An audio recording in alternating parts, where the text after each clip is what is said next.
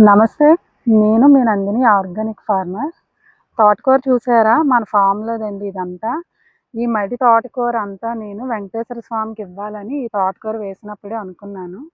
ఈ తోటకూర అంతా నేను రేపు వెంకటేశ్వర స్వామికి ఇచ్చేస్తానండి. ఇచ్చినప్పుడు కూడా మీకు వీడియో తీస్తాను. ఆ వీడియో క్లిప్స్ ఈ వీడియోలో యాడ్ చేస్తాను. నాతో పాటు మా అమ్మాయి అండి. మా అమ్మాయి కూడా హెల్ప్ చేస్తుంది. ఈరోజు రేపు హాలిడే కదా! ఎల్లుండి కూడా హాలిడే. నాకుంటదండి, మామూలుగా ఉండదు మా అమ్మాయితోనింక.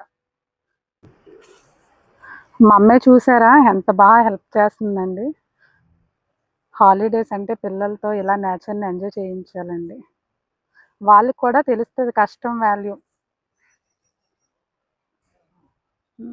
నెక్స్ట్ మనం పండించే పంట మన చేతులతో కోసి, ఆ భగవంతుడికి పెట్టి, మన పిల్లలకి పెడితే ఎంత సంతోషంగా ఉంటదో కదండీ! ఎంత ఫ్రెష్‌గా ఉందండి. అసలు ఇది చూస్తుంటే కుక్ చేసే తినే కంటే ఇలా తినాలనిపిస్తుంది.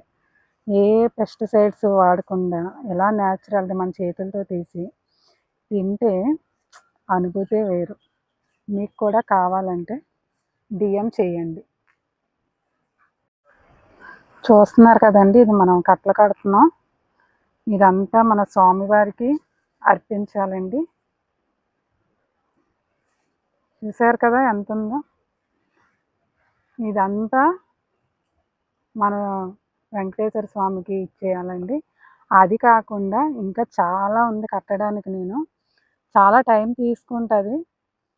కట్టేసి రేపు మన గుళ్ళో ఇచ్చేద్దాం. స్వామివారి గుడికి వెళ్తున్నాం కదండి. స్వామివారి గుడి ఎంట్రన్స్ అండి. నెక్స్ట్ మన తోటకూర అది రెడీగా ఉంది. ఇది నేను స్వామివారికి పట్టుకు వెళ్తున్నాను.